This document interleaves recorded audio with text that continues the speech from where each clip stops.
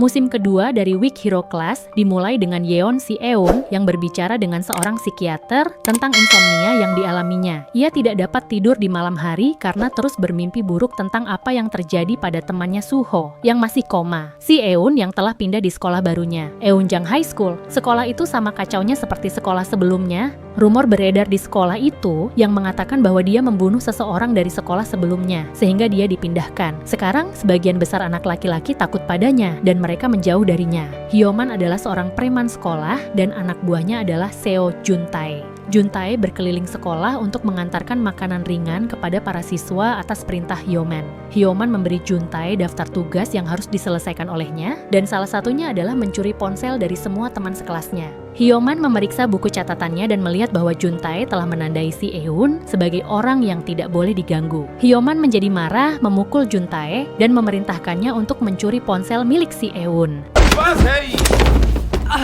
Juntae adalah pengawas kelas. Kebijakan sekolah mewajibkan siswa harus menyerahkan ponsel mereka di awal pelajaran sekolah yang akan dikembalikan ketika pulang sekolah. Kemudian, pada hari itu, ketika Juntae mengambil ponsel dari guru, ia mencuri ponsel Si-eun dan menyerahkannya kepada Hyoman.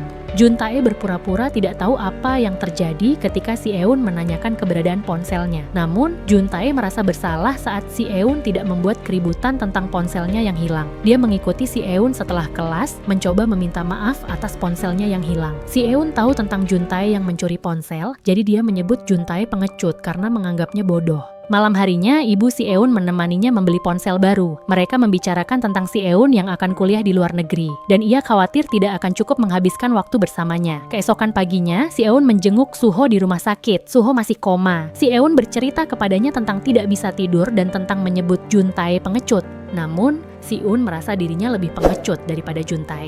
Secara teknis, Si-eun menulis pesan untuk Suho sambil mengawasinya di rumah sakit. Di sekolah, ia menyaksikan Hyoman dan gerombolannya menyiksa Juntae di tangga sekolah. Ia teringat kembali apa yang terjadi di sekolah terakhirnya. Selama sepersekian detik, Si-eun membayangkan menghajar para pengganggu. Si-eun tidak bertindak sesuai pikirannya dan hanya melewati para pengganggu dalam perjalanannya ke kelas. Juntae mendekati Si-eun saat istirahat. Ia membawakan Si-eun cemilan dan minuman karena ia tidur sepanjang waktu istirahat. Juntae mengaku telah mencuri ponsel dan memberikannya kepada Hyoman. Juntae berkata ia melakukan itu karena ia tidak punya pilihan lain. Juntae telah berpikir untuk tidak ingin menjadi pengecut lagi dan meminta Si-eun untuk mengajarinya. Si-eun memberitahu Juntae tentang hukum ketiga Newton. Tanpa tindakan apapun, tidak akan ada reaksi. Di malam harinya, Hyoman bersama teman-temannya sedang minum-minum di bar. Tak lama kemudian, Hyoman kemudian pergi karena dia harus menindaklanjuti geng yang bergabung dengan aliansi.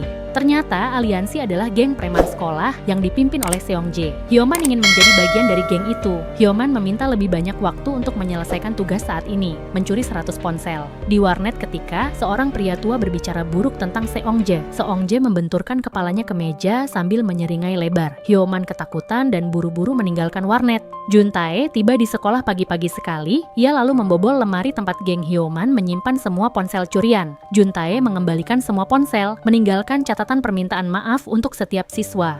Ketika Si-eun tiba di sekolah, ia mendengar siswa berbicara tentang Juntae yang mengembalikan semua ponsel. Mereka juga khawatir tentang reaksi Hyoman setelah mengetahui bahwa Juntae mengembalikan semua ponsel dan mengkhawatirkannya. Hyoman yang mengetahui peristiwa tersebut dengan marah mencari Juntae ke kelasnya. Juntae tahu ini akan terjadi, jadi ia memasukkan roti ke mulutnya sebagai pelindung mulut dan melepas kacamatanya. Juntae mencoba melawan Hyoman, tetapi ia malah dipukuli habis-habisan.